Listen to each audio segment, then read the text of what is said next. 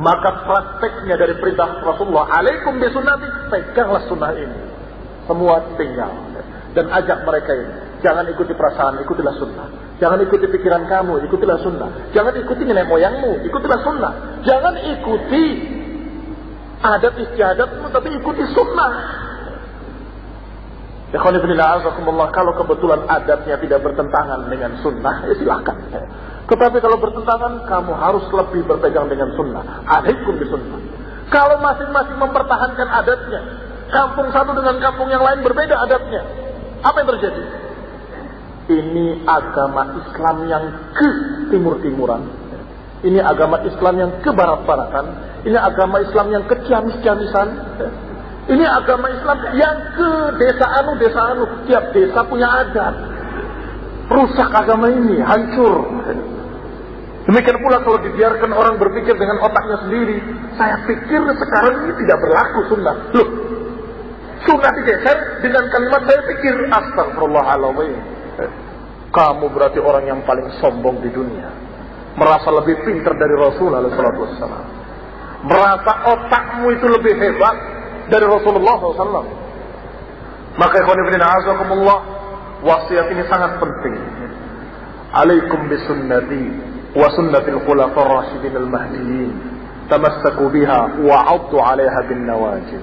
Kemudian diikuti oleh Rasulullah SAW dengan larangan dari lawannya.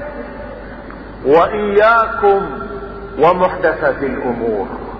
Dan hati-hati kalian dari perkara-perkara yang baru. Perkara-perkara yang baru dikatakan oleh Syekh Ibnu Utsaimin dan juga para ulama yang lain adalah fiddi, dalam masalah agama. Bukan dalam masalah dunia. Perkara yang mobil kan baru. Ini baru, bukan itu yang dimaksud. Agama itu hukum-hukum syariat. Kalau ditambah dengan sesuatu yang baru, ini yang diperingatkan. Wa iyyakum wa muhdatsatil umur. Hati-hati kalian dari perkara-perkara muhdats, perkara-perkara baru yang ditambah-tambahkan ke dalam agama, yang dimasuk-masukkan, dipaksa-paksakan untuk menjadi syariat agama. Hati-hati. Fa inna kulla muhdatsatin bid'ah wa kulla bid'atin dhalalah. Karena sesungguhnya setiap perkara yang baru ditambah-tambahkan dalam agama adalah bid'ah, dan setiap kebid'ahan adalah sesat. Sudah kita bahas bid'ah hasanah tadi, tidak ada. Walaupun ada beberapa kiai yang menulis buku dengan mengatakan adanya bid'ah hasanah dan dengan dalil-dalil tadi, ternyata dalil-dalil itu menunjukkan kalau yang dimaksud bukan kebid'ahan, paling tidak masalah musalah. Kalau kebid'ahan menambah syariat, maka tidak ada yang bagus, tidak ada yang baik sama sekali. Karena Rasulullah mengatakan kullu bid'atin dhalalah wa kullu dhalalatin finnar. Setiap perkara yang baru diada-adakan di dalam agama ini adalah bid'ah, dan setiap kebid'ahan adalah sesat. Ikhwan fillah a'azakumullah, diperintahkan untuk berpegang sunnah dan diperingatkan agar menjauhi bid'ah. Ini menunjukkan kalau sunnah dan bid'ah adalah dua perkara yang bertentangan. Para salaf seperti Ibnu Abbas radhiyallahu taala anhu mengatakan, "Idza tudi'a bid'atun," kalau dikerjakan satu kebid'ahan, nuzi'at anhu sunnah. Atau idza tada'a qaumun, kalau satu kaum mengadakan kebid'ahan, maka nuzi'a anhu sunnah, akan diangkat dari mereka sunnah. Jadi kalau kebid'ahan dikerjakan, ada sunnah yang tergeser. Dua kebid'ahan dikerjakan, dua sunnah tergeser. Kalau 10 dan seterusnya kebid'ahan, berapa sunnah yang akan tergeser? Karena agama ini lengkap, utuh, sempurna. Kalau sudah sempurna itu tidak perlu lagi ditambah-tambah. Kalau ditambahkan sesuatu, bisa ada yang tergeser. Karena rumahnya sudah jadi, rumah Islam ini sudah megah, indah, bagus. Labinah-labinahnya, bata perbatanya sudah diletakkan tepat pada tempatnya. Kalau diganti, jadi jelek. Tambah ini, tambah ini. Kayaknya kalau kita sholat tidak membaca Rabbi shrahli sadri wa yassir li amri, kurang afdal. Masih ada kepikiran-kepikiran macam-macam. Satu tambahan. Dan juga kayaknya kalau kita tidak berdoa dulu supaya nanti tidak tidak khusyuk, ada doa lagi. Terus tambah panjang, tambah panjang, tambah panjang, tambah panjang. Diakhiri juga begitu, tambah panjang, tambah panjang, tambah panjang. Akhirnya orang mengatakan, waduh, agama Islam ini susah ya, repot. Doanya panjang banget. Loh, yang membuat susah siapa? Kalian sendiri yang menambah-nambah, kalian sendiri yang mengatakan susah. Seperti ada orang haji yang mengeluh pada saya ketika di Masjidil Haram, bawa buku tebal bukunya. Saya ini nggak hafal Ustaz, zikir-zikir ini bagaimana? Yang sunnah ini nih. Rabbana atina fid dunya hasanah. Dari mulai sini rukun Yamani sampai ke Hajar Aswad. Yang lainnya bebas. Kamu mau doa apa saja. Begitu. Benar. Gampang ya. Gampang Islam ini. Ini yang membuat sulit ini. Ya, harus begini, harus begini, harus begini. Itu yang sulit. Ternyata memang demikian. Kebid'ahan demi kebid'ahan tidak terasa ditambahkan 1, 2 sampai sudah ada 1001 kebid'ahan. Akhirnya manusia merasa atau kaum muslimin sebagian merasa kok berat, kok sulit agama ini. Padahal mereka sendiri yang mempersulit diri mereka. Padahal dikatakan yassiru wala tu'assiru, basyiru wala tunassiru, mudah-mudahkanlah dan jangan mempersulit. Dan basyiru, berilah kabar gembira dan jangan membuat orang lari. Ini tidak harus, tidak wajib. Ini dikir-dikir bagus, mau baca silahkan juga nggak apa-apa. Tapi yang disunahkan ini baca ini saja selesai. Oh, gampang banget, ya gampang agamanya. Alhamdulillah, ad-dinu yusrun, agama ini mudah. Ya. Itu baru satu contoh. Masih banyak lagi contoh-contoh lain. Puasa mutih, puasa mati geni, puasa puasa ini, puasa itu. Ada berbagai macam puasa yang berat-berat semua. Itu ajaran siapa? Siapa yang mengajarkan demikian? Kalau ajaran itu bukan ajaran dari Allah Subhanahu wa taala, tidak diajarkan dari Rasulullah SAW, terus berarti kamu membuat ajaran baru. Kalau membuat ajaran baru, apa itu bukan kurang ajar kepada Allah? Allah bikin syariat, kamu bikin syariat lagi, syariat baru. Am lahum syuraka'u syara'u lahu min ad-din ma lam ya'zan bihi Allah. Apakah mereka memiliki sekutu-sekutu yang juga membuat syariat yang Allah tidak izinkan pada mereka, yang Allah tidak izinkan untuk? Ini teguran keras dari Allah. Apakah mereka memiliki sekutu-sekutu yang sama-sama seperti Allah boleh membuat syariat? Boleh membuat syariat? Tidak bisa. Allah satu-satunya yang membuat syariat, Rasulullah yang menyampaikannya. Dan kita menerima. Alaina at-taslim. Seperti ucapan Imam Az-Zuhri. Dari Allah ilmunya, kata Imam Az-Zuhri. Rasulullah yang menyampaikannya. Wa alaina at-taslim. Allah yang menentukan hukum-hukumnya, Rasulullah yang menyampaikan, dan kita yang menerima. Terima, amalkan, terima, amalkan, terima, amalkan. Nggak bisa protes pada Allah. Ya Allah, ini kenapa diharamkan? Supaya nggak bisa. Jangan sok pintar. Kenapa kok diharamkan? Ke mestinya ini baik. Kenapa? Oh ini nggak boleh. Ini yang begini kok malah diperintahkan. Mestinya ini jangan. Itu berarti kurang ajar pada Allah Subhanahu wa taala. Tidak berhak protes. Tidak boleh merubah, tidak boleh mengganti, tidak boleh menambahi, tidak boleh mengurangi. Ini agama dari Allah. Saya mau masuk Islam, kata si kafir ini mau masuk Islam. Tapi syaratnya saya dikasih dispensasi untuk tidak sholat. Boleh nggak? Tidak bisa. Ya sudah, sholat, tapi saya minta keringanan. Tidak bisa. Keringanan atau kelebihan tidak bisa. Karena agama ini milik Allah, bukan milik saya. Ini agama Allah, saya sampaikan pada kamu. Kamu masuk Islam, keuntungannya buat kamu. Kamu tidak masuk Islam, kerugiannya buat kamu, bukan buat saya. Ini agama, selesai. Begitu. Tidak bisa kemudian minta dispensasi, minta usulan pada agama ini. Judulnya, bukunya adalah studi kritis terhadap hadis. Kok mau kritik hadis? Apa sudah kehabisan kerjaan? Sudah kritik yang lain aliran sesat apa belum? Sudah mengkritik mereka yang salah apa belum? Buku-buku yang harus dikritik banyak. Bukunya Ahlul Bid'ah, bukunya Khawarij, bukunya musyrikin, bukunya kufar, bukunya Yahudi, bukunya Nasrani, sudah selesai. Belum. Kok berani-berani mengkritik hadis? Itu dikritis terhadap hadis. Hadis dikritik. Ini khonibina azakumullah, orang-orang yang terlalu lancang, terlalu berani. Sehingga wasiat yang ketiga tadi betul-betul melengkapi perintah untuk berpegang dengan sunnah. Peganglah sunnah dan hati-hati dari lawannya. Hati-hati dari lawannya sunnah, yaitu bid'ah. Hati-hati kamu, iyyakum wa muhdatsatil umur, fa inna kulla muhdatsatin bid'ah wa kulla bid'atin dhalalah. Wassalamu alaikum warahmatullahi. Insyaallah kita lanjutkan sedikit ba'da zuhur dan kemudian dengan pertanyaan. Wallahu ta'ala alam, nasma taufiq wal afiyah. Subhanakallahumma hamdika asyhadu an la ilaha illa anta astaghfiruka wa atubu ilaik. Assalamu alaikum warahmatullahi wabarakatuh. Wa na'udzu billahi min shururi anfusina wa min sayyiati a'malina.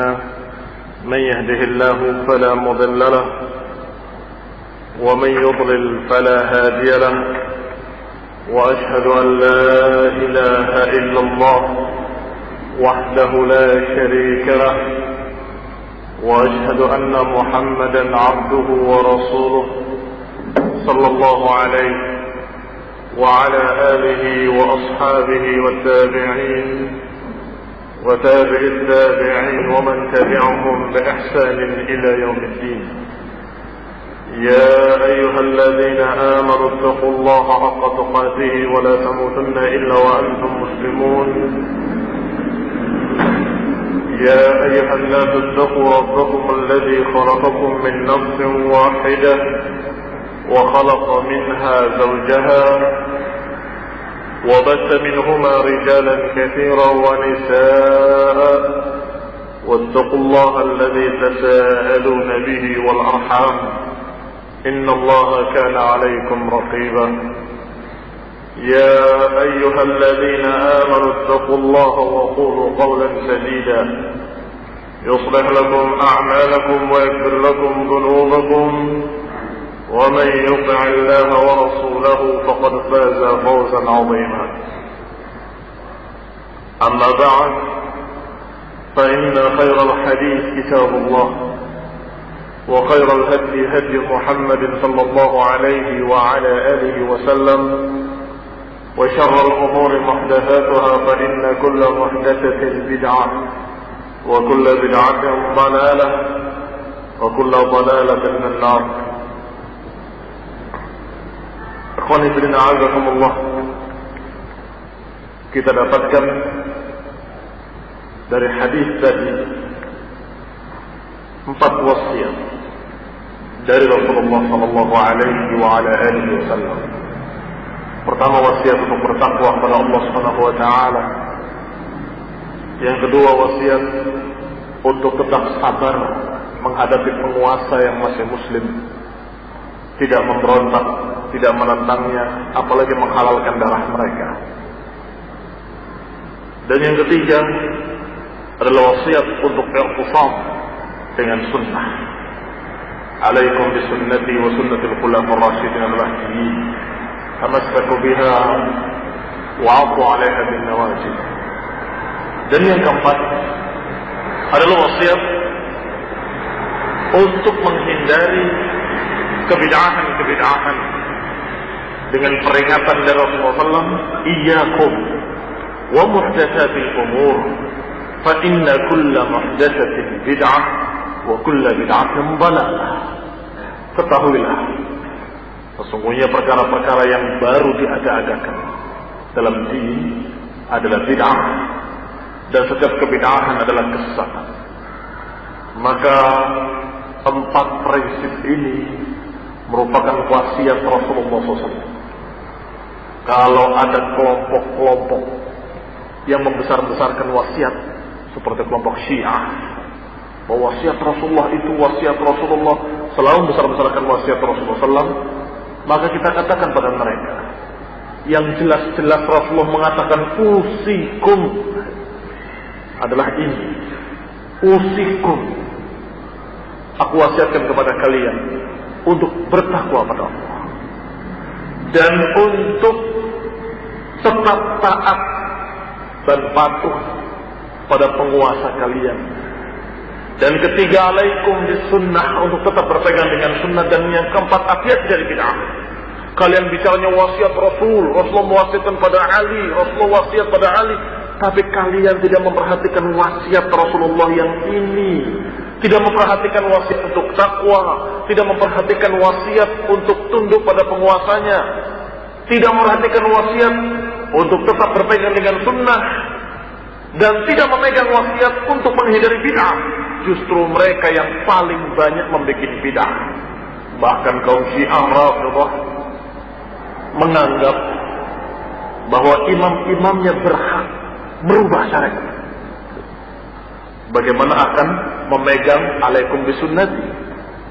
Karena imam mereka sudah mengikrarkan dirinya bahwa aku adalah memiliki wilayah kewalian. Dan wilayatul faqih sangat luas, sehingga berhak untuk merubah yang halal jadi haram, yang haram jadi halal. Dengan itu maka agama mereka berubah-ubah. Agama Syiah bisa berubah dengan perubahan imamnya. Maka ini jelas agama batil, agama bid'ah yang bukan dari Allah Subhanahu wa taala. Karena berpegang dengan sunnah merupakan jalan keselamatan, dan berpegang dengan sunnah adalah jalan persatuan. Maka Rasulullah SAW mengawalinya dengan kalimat, فَإِنَّهُ مَنْ يَعِشْ مِنْكُمْ فَسَيَرَى اخْتِلَافًا كَثِيرًا. Sesungguhnya siapa yang di antara kalian yang hidup nanti akan menyaksikan. Kenapa dikatakan nanti? Karena waktu itu masih dalam keadaan bersatu. Para sahabat masih dalam keadaan dipimpin oleh Rasulullah SAW dengan agama yang satu, akidah yang satu, syariat yang satu. Maka muncul perpecahan pertama kali ketika Khawarij membunuh Utsman bin Affan. Mulai ada dua pemahaman.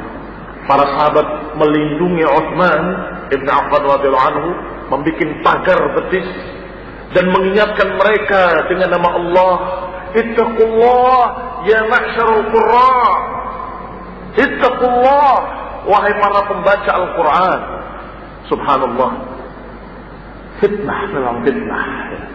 Para Khawarij justru orang-orang yang kalau dilihat ibadahnya sangat rajin ibadahnya, baca Qurannya sangat bagus bacaannya, sampai dikenal sebagai qurra, para pembaca Quran. Diriwayatkan oleh Ibnu Abbas radhiyallahu taala anhu bahwa Khawarij itu jidat mereka kosong bekas sujud, badan mereka kurus karena banyaknya puasa, tangan mereka sampai tebal karena banyaknya sujud di pasir, badan mereka kuning karena mereka jarang tidur, malam hari tahajud, sholat. Ini Khawarij yang dulu, bukan Khawarij sekarang. Kalau Khawarij sekarang sudah dalam menghalalkan darah kaum muslimin, sama ibadahnya, naudzubillah, sunnahnya, ibadahnya tidak ada, rusak. Khawarij kayak baru atau KGB lebih parah dari Khawarij yang dulu. Kalau yang dulu jadi fitnah, kalau lihat ibadahnya bagus, budaknya ditanya oleh kaum muslimin, kamu kenal tuan kamu yang digantung itu? Iya, saya tahu. Berapa lama kamu? Oh, saya sudah bertahun-tahun sama dia. Apa yang kamu kenal tentang dia? Demi Allah, aku tidak pernah menyiapkan makanan di siang hari, dan aku tidak pernah menyiapkan tempat tidur di malam hari. Artinya siang puasa terus-menerus, malam tahajud terus, tidak tidur. Allah diceritakan oleh budak yang membantunya, saya tidak pernah menyiapkan makanan di siang hari. Artinya tidak pernah makan siang, puasa terus, dan malamnya tahajud terus. Walaupun terus bersobat bagus. Bagus apa nggak bagus? Bukan bagus. Sudah kita katakan tadi, Sunnah ini yang paling afdal. Lebih jelek, kurang pun jelek. Ketika ada beberapa orang yang meminta pada Rasulullah SAW atau yang bertanya, bagaimana ibadah Rasulullah? Ka'annahum taqalluha. Sepertinya mereka menganggap kecil. Maka yang satu berkata, aku akan puasa terus menerus, tidak akan berbuka. Yang kedua mengatakan, aku akan sholat malam terus menerus dan tidak akan tidur. Yang ketiga mengatakan, aku akan beribadah terus dan tidak akan mengawini wanita. Karena mengawini wanita akan menyibukkan dari ibadah. Ini modelnya sufi ya. Alhamdulillah, para sahabat tanya pada Rasulullah SAW. Maka dipanggil. Mana yang ngomong demikian dan demikian? Aku adalah yang paling takwa di antara kalian. Aku berpuasa dan aku pun berbuka. Aku sholat malam dan aku tidur. Dan aku mengawini para wanita. Faman raghiba an sunnati falaysa minni. Barang siapa yang tidak sunnah atau tidak suka sunnahku ini, bukan golonganku. Faman raghiba an sunnati falaysa minni. Barang siapa tidak suka dengan sunnahku, bukan golonganku. Jadi sunnahnya Rasulullah demikian. Kadang berpuasa, kadang berbuka. Diajarkan seorang sahabat yang mau berpuasa, puasa 3 hari. Ya Rasulullah, aku lebih kuat untuk berpuasa lebih banyak dari itu. Kalau gitu Senin Kemis. Pada 3 hari dalam sebulan. Ya kalau begitu Senin Kemis puasa. Ya Rasulullah, aku bisa lebih dari itu. Kalau begitu puasa seperti Nabiullah Daud, sehari berpuasa, sehari berbuka. Dan tidak ada yang lebih baik dari itu. Berarti kalau terus menerus tidak baik. Jangan seperti matematik. Kalau 10 lebih banyak dari 5. Kalau terus menerus kan lebih banyak daripada yang 1 puasa 1 tidak. Berarti lebih banyak lebih baik. Itu kalau dagang, untungnya lebih banyak lebih baik. Kalau masalah ibadah, lebih tepat lebih baik. Bukan lebih banyak lebih baik. Allah Subhanahu wa ta'ala tidak menyatakan aktsaru amala. Tapi Allah Subhanahu wa ta'ala mengatakan ahsanu amala. Linabluwakum ayyukum ahsanu amala. Allah jadikan kehidupan, Allah jadikan kematian adalah liyabluwakum ayyukum ahsanu amala. Untuk menguji kalian siapa di antara kalian yang paling bagus amalannya. Lihat, yang paling bagus, bukan yang paling banyak amalannya. Kalau banyak tapi nggak bagus, percuma. Banyak tapi bid'ah, percuma. Kita lihat ucapan-ucapan para ulama. Ibnu Abbas radhiyallahu taala anhu mengatakan sebagaimana dinukil dalam kitab Al-Ibanah Ibnu Battah dan dinukil pula oleh Imam Syatibi dalam kitabnya Al-Iqtisad. Kata Ibnu Abbas, "Alaikum bil istiqamah wal athar wa iyyakum wat tabaddu'." Atas kalian untuk tetap istiqamah dan tetap berpegang dengan athar, dari riwayat-riwayat, dalil-dalil. Jadi harus tepat dengan riwayat, tepat dengan dalil, dan istiqamah di atasnya. Wa iyyakum wat tabaddu', dan hati-hati kalian dari tabaddu'. Tabaddu' artinya bid'ah, mengada-adakan kebid'ahan. Hati-hati, jangan mengada-adakan kebid'ahan. Ucapan Hudzaifah ibn al-Yaman radhiyallahu taala anhu sebagaimana dinukilkan oleh Ibnu Wabbah dan Ibnu Nasr dan juga di dalam kitab Ushul I'tiqad Ahlussunnah wal Jamaah oleh Imam Al-Lalikai. Menukil ucapan Hudzaifah ini. Kata Hudzaifah ibn al-Yaman radhiyallahu anhu, "Ittaqullah ya ma'syaral qurra." Sudah kita sebutkan tadi, qurra, pembaca-pembaca Al-Quran waktu itu. Yang dimaksud dalam mereka Khawarij. Khawarij itu dikenal para pembaca Quran karena bagus-bagus bacaannya. Tapi Rasulullah mengatakan la yujawizu hanajirahu. Rasulullah SAW diberitahu oleh Allah Subhanahu wa taala. Khawarij belum muncul, tapi Rasulullah sudah mengatakan saya khud min bidhi hada, akan keluar dari tulang punggung orang ini.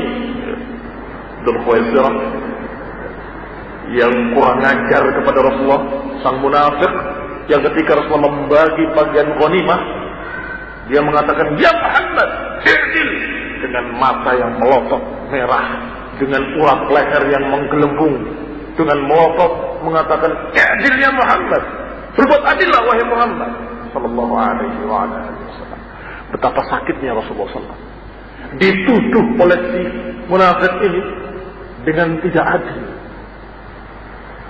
Sama maka Rasulullah SAW mengatakan, "Man ya'dil illam a'dil." Siapa lagi yang berbuat adil kalau aku tidak adil? Ini kalau Rasul tidak adil, siapa lagi yang berbuat adil? Kalau Rasul sendiri sudah dituduh tidak adil. Ini bibit Khawarij.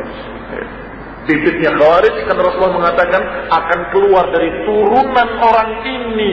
Modelnya orang ini akan nanti akan turun atau akan keluar satu kaum yang ibadahnya mengalahkan ibadah kalian para sahabat, yang puasanya mengalahkan puasa kalian, yang sholatnya mengalahkan sholat kalian. Yaqra'una al-Qur'an la yujawizu hanajirahum, membaca Al-Quran tapi tidak lewat dari kerongkongan mereka, tidak lebih. Di sini nggak masuk ke hati, nggak dipahami dengan benar. Semangat tinggi berapi-api, ilmu nggak punya. Semangat jihad tinggi, pedangnya diangkat tinggi-tinggi, Qur'annya taruh di ujung pedang dan mengatakan, "Wa man lam yahkum bima anzalallah fa ulaika humul kafirun." Barang siapa yang tidak berhukum dengan hukum Allah, maka dia kafir. Membaca ayat Allah, tapi la yujawizu hanajirahum, tidak lebih dari kerongkongan mereka. Dia nggak paham apa tafsirnya. Alhamdulillah. Sehingga menafsirkan barang siapa yang berbuat dosa berarti bukan hukum Allah, dia berhukum dengan hukum lain. Khamr haram, kalau dia minum khamr berarti tidak berhukum dengan hukum Allah. Hukum Allah haram, kamu minum berarti tidak berhukum dengan hukum Allah. Barang siapa tidak berhukum dengan hukum Allah, kafir. Yang ini berbuat dosa, ini kan dilarang oleh Allah, kamu melanggar, berarti kamu tidak berhukum dengan hukum Allah. Faman lam yakum bima anzalallahu fa ulaika humul kafirun. Kafir lagi. Kafir. Lihat, ayat yang dibacanya benar, Quran yang diangkatnya benar, tapi penafsirannya Utsman kafir, Utsman bin Affan, dan yang membelanya kafir, Ali bin Abi Thalib kafir, dan Muawiyah bin Abi Sufyan radhiyallahu anhu kafir, Abu Musa al-Ash'ari kafir, Amr bin As kafir, dan semua orang yang ridho pada mereka kafir, karena tidak berhukum dengan hukum Allah. Masa berhukum dengan manusia? Mana berhukum dengan manusia? Itu berhukum dengan manusia. Karena waktu itu antara Ali bin Abi Thalib radhiyallahu anhu dan Muawiyah radhiyallahu anhu ditengahi oleh Abu Musa al-Ash'ari dan Amr bin As. Dianggap oleh Khawarij berhukum dengan manusia, berarti dihukumnya oleh manusia, tidak berhukum dengan hukum Allah, kafir. Hakimnya kafir, dua hakimnya kafir, Ali kafir, Muawiyah kafir, dan seluruhnya ridho kafir. La haula wala quwwata illa billah. Ini namanya kaum reaksioner. Semangat tinggi, ilmu nol. Semangatnya tinggi, siap mati. Bom taruh di sini berani. Saya, kalau kamu lihat saya nanti, maka saya sudah di surga. Loh, emang surga punya mbokmu? Kok berani meyakinkan sudah di surga? Jalannya bener apa enggak? Perjuangannya bener apa enggak? Sesuai dengan sunnah atau enggak? Kasihan. Yang dulu pun sama, cuma bedanya dulu ibadahnya wakal, yang sekarang sama sekali. Mereka menganggap demi kepentingan dakwah boleh meninggalkan sunnah, demi kepentingan dakwah boleh, demi kerahasiaan boleh kita berpura-pura jadi kafir. Habis. Ikhwan fillah azakumullah. Mereka mengucapkan Al-Quran, tetapi tidak keluar dari tenggorokan mereka, atau tidak lebih, tidak masuk dalam hati mereka, tidak terpikir sama sekali dan tidak dipahami. Baca Al-Quran, tapi apa yang dipahaminya jauh dari apa yang Allah maukan. Maka diingatkan oleh Hudzaifah bin Yaman, "Ya ma'syarul qurra, ittaqillah." Ittaqullah ya ma'syaral qurra, khudhu tariqa man kana qablakum. Ambillah jalan-jalan orang yang sebelum kalian. Yani wahai para pembaca Al-Quran, wahai kaum khawarij yang membaca Al-Quran, ikuti orang yang sebelum kalian. Siapa pendahulu kalian? Para sahabat. Lihat para sahabat, ikuti mereka. Wallahi la in sabaqtum ay istaqamtum laqad sabaqtum sabqan ba'ida. Kalau kamu istiqamah, ini kamu tetap di atas jalan mereka, niscaya kamu sudah menempuh jalan yang jauh, yakni menempuh jalan yang benar, yang akan mendapatkan pahala yang besar. Wa in taraktumu yaminan wa shimalan, tetapi kalau kamu tinggalkan jalan mereka ke kiri ataupun ke kanan, laqad dalaltum dalalan ba'ida, sungguh kamu akan sesat dengan kesesatan yang jauh. Nasihat Hudzaifah bin Yaman, seorang sahabat, sama dengan nasihat Ibnu Abbas. Nasihat Ibnu Abbas, alaikum bil istiqamah wal athar wa iyyakum watabaddu'. Dari Ibnu Abbas mendatangi perkampungan Khawarij, disuruh, diperintahkan oleh Amirul Mukminin ketika itu Ali bin Abi Thalib. Maka berangkat dengan pakaian yang indah menemui mereka. Pakaian yang jarang dipakai kecuali kalau hari raya. Maka para Khawarij kaget melihat Ibnu Abbas dengan pakaian seperti itu. Ya ibna amma Rasulillah, ya ibna ammi Rasulillah, wahai anak paman Rasulullah, ada apa kamu dengan pakaian seperti itu? Aku datang untuk berbicara pada kalian. Begitu bilang mau bicara, mereka kumpul. Apa yang akan dikatakan oleh anak pamannya Rasulullah SAW? Ternyata yang dikatakan pertama kali adalah pertanyaan, apakah di antara kalian ada orang yang